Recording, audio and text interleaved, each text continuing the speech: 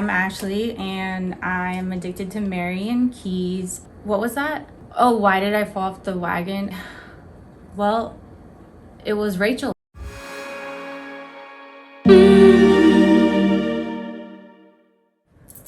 What's up, my bookish friends? Welcome to another episode of Well Read with Ashley, book reviews for winos. I am your host. Let's get to it. All joking aside, I have been addicted to Marian Keyes books ever since I received one as a gift in my early 20s. I thought it was just going to be another trashy, superficial, materialistic read about a woman in search for her Prince Charming. So I was completely surprised when I read it. It was like this perceptive romance. Not only that, it had this like whippersnapper dialogue, snort-inducing laughter. It wasn't just about finding love, it was about friendship. It was about betrayal, learning from mistakes, and moving forward. It just like celebrated women as like evolving creatures that are flawed. At the time, I hadn't read any books like that. I hadn't read any books that were about such heavy topics, but still had light at the end of the tunnel, still found humor. I was so struck by this author. There's no way that she could write more than one of these books. I don't know what I was thinking. I had no faith, I guess.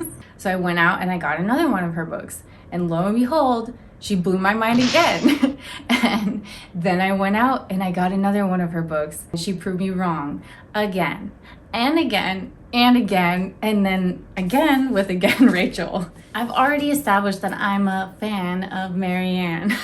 Sorry.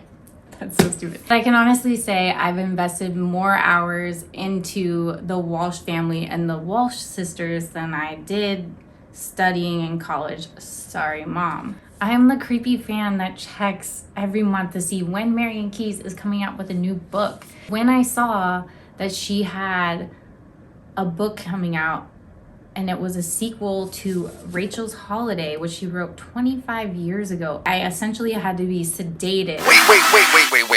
What?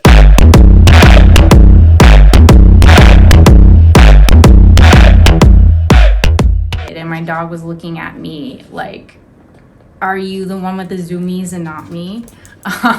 Before I go any further, I think it's important to say that, again, Rachel can totally be read as a standalone book, but I wouldn't recommend it.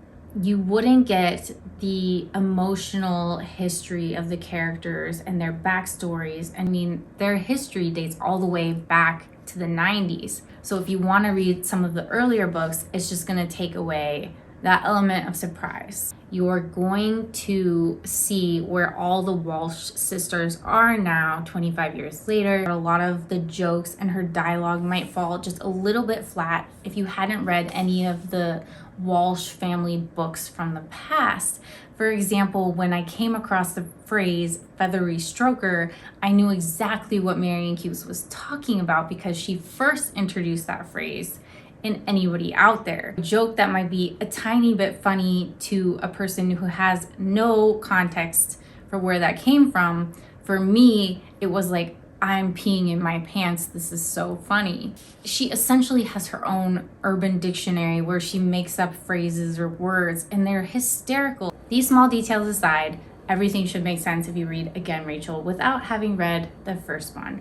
But do yourself a favor and go back and look at that.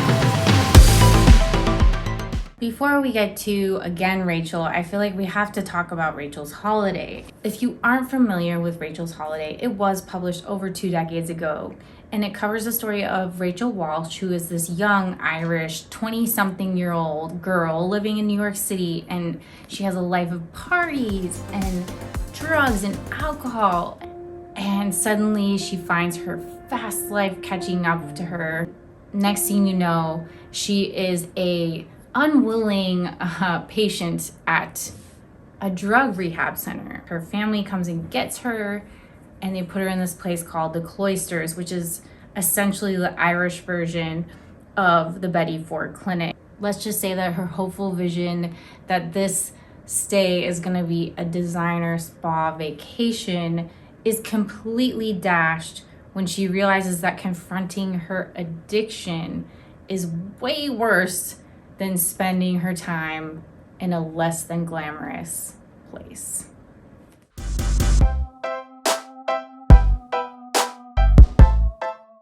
Again, Rachel takes place 20 years later, and Rachel is back in rehab.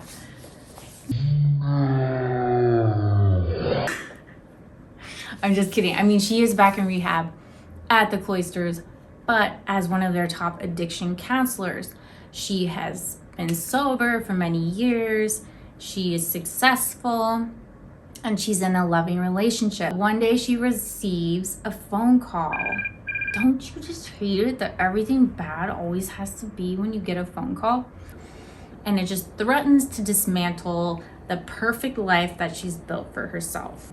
Here, I'm gonna have to add one little spoiler, but don't freak out because it's something that is revealed within the first few pages of the story.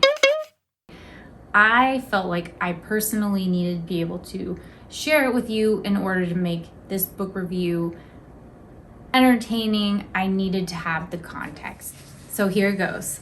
When we left Rachel in the first book, she was in this sweet and hopeful romantic relationship with one of the real men, Luke Costello. Luke was definitely one of my bookish girl fantasies of a boyfriend back in the day. So I was just dying to see what was older Luke like. She crushed all of our girlhood fantasies. She let us know in Again, Rachel, that Luke and Rachel had divorced many years ago.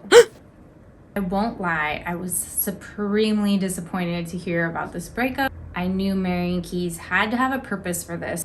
Not a lot is revealed to the reader initially. All we know is that Luke left Rachel. Rachel is extremely angry at him for the way that he did it. When Luke calls her out of the blue after effectively ghosting her for years, it just brings up this crushing amount of sadness, and it just makes her question every reason why it didn't work out for them. And it doesn't help that Luke is dating this young, aspiring singer who just seems to make him happier than she ever did when they were together. Throughout the book, we get some comedic relief by revisiting and reacquainting ourselves with the Walsh family. When Marian Keyes was done writing about the Walsh family, I felt like it was the end of the era. I was sad. And so to get to see where they are 25 years later, I was not willing to miss out on. In true Marian fashion, Rachel's story gets dark and emotional. The reader gets to see what made their marriage unravel through flashbacks. Certain things that just take Rachel back in time to a place that she has majorly suppressed. And that is when we get to see what really happened. If you hate to ugly cry, don't read this book. There were moments when I was crying so hard I could not see through my contacts because they were foggy. This is what I love about Marian Keyes, you guys. You don't have to be having the personal experience that is being spotlighted in that book, but you feel as though you have. You may love someone who's going through that, or know someone who's going through that, or you may be going through it yourself, and it makes you a more empathetic person.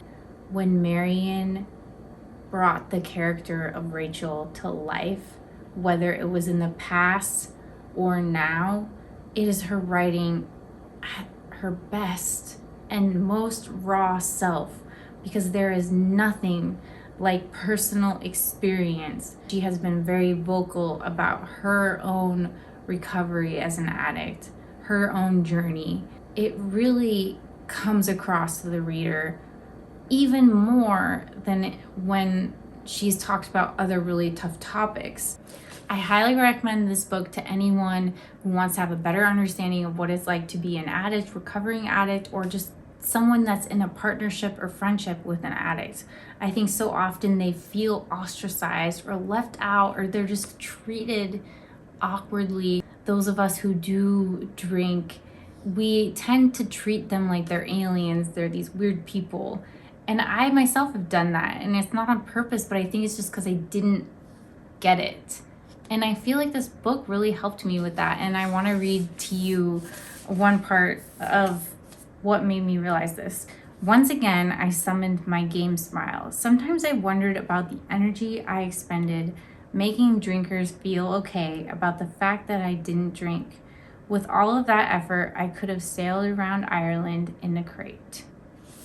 I think about myself when I read that because I don't know a lot of people who don't drink, but I know a few. I feel like I have to try so hard to make them feel included, even though they probably feel included. They're just expending all this energy trying to make me feel not weird.